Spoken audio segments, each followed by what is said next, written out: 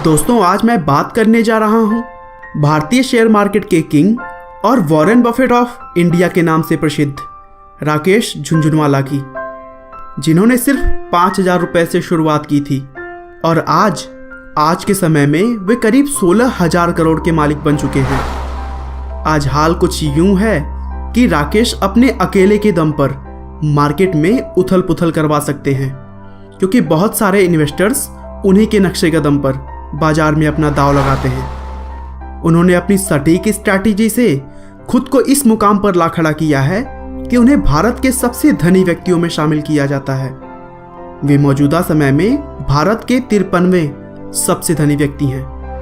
तो चलिए दोस्तों, बिना आपका ज़्यादा समय लिए हम जानते हैं कि आखिर कैसे राकेश झुनझुनवाला ने 5,000 रुपये से 16,000 करोड़ तक का सफर तय किया। राकेश झुनझुनवाला का जन्म 5 जुलाई 1960 को मुंबई के एक मारवाड़ी परिवार में हुआ था। उनके पिता एक इनकम टैक्स ऑफिसर थे, जिन्हें शेयर मार्केट में भी काफ़ी रुचि थी। वे अक्सर अपने दोस्तों के साथ शेयर से संबंधित बातें करते रहते थे। तभी एक दिन करीब 14 साल की उम्र में राकेश ने अपने पिता से पूछा कि पापा, शेयर मार्केट क्या होता है। तब उन्होंने कहा कि बेटा, शेयर मार्केट को समझना इतना आसान नहीं है। न्यूज़पेपर पढ़ा करो, उसमें हर रोज अलग अलग कंपनियों के बारे में जानकारियां दी होती है।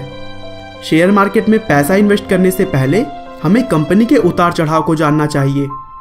शेयर मार्केट से संबंधित राकेश की यह पहली सीख थी। धीरे धीरे उम्र बढ़ने के साथ ही साथ राकेश की रुचि भी शेयर मार्केट में बढ़ने लगी।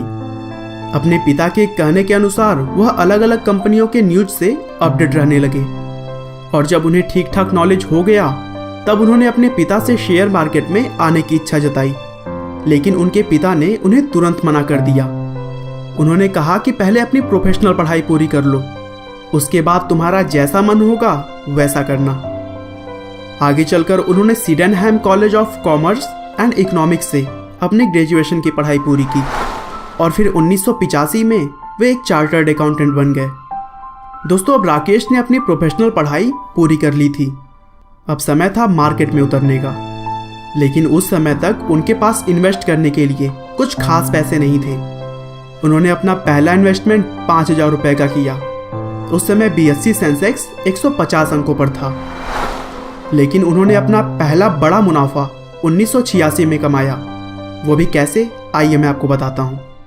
उन्होंने टाटा टी कंपनी के 5,000 शेयर्स 43 रुपये प्रति शेयर के रेट से खरीदे और फिर उसे सिर्फ 3 महीने बाद ही उन्होंने 143 रुपये के रेट पर बेच दिए, जिसकी वजह से उन्हें 5 लाख रुपए का प्रॉफिट हुआ।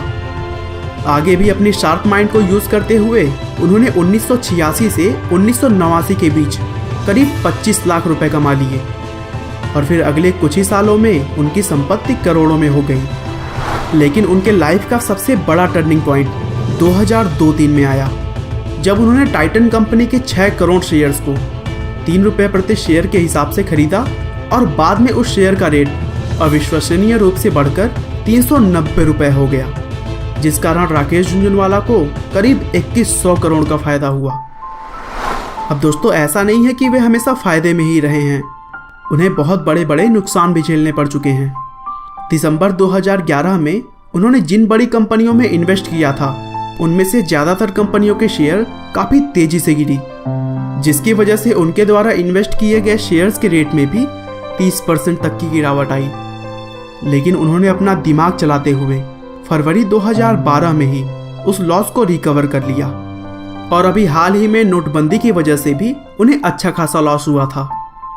बहरहाल जो भी हो, उतार चढ़ाव भरे सफ़र को तय करते हुए आज के समय में राकेश झुनझुनवाला की नेटवर्थ करीब 16,000 करोड़ रुपए है और आज वे भारत के 53वें सबसे धनी व्यक्ति हैं। राकेश झुनझुनवाला का एक ही मंत्र है, buy right and hold tight. सही शेयर खरीदें और उसे पेशेंस के साथ होल्ड करें, क्योंकि शेयर मार्केट में अगर आपने जल्दीबाजी दिखाई तो नुकसान तो होना पक्का है।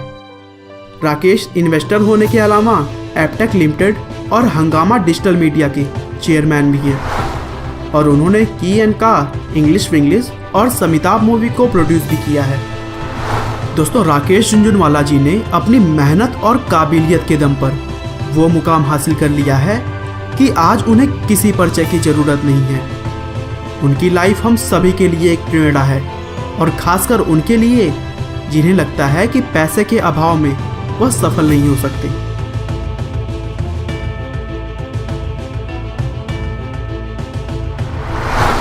आपका बहुमूल्य समय देने के लिए बहुत बहुत धन्यवाद। इस वीडियो को लाइक करके आप हमारा मनोबल बढ़ा सकते हैं। दोस्तों, अगर आप हमारे वीडियोस को मिस नहीं करना चाहते तो कृपया चैनल को सब्सक्राइब कर लें।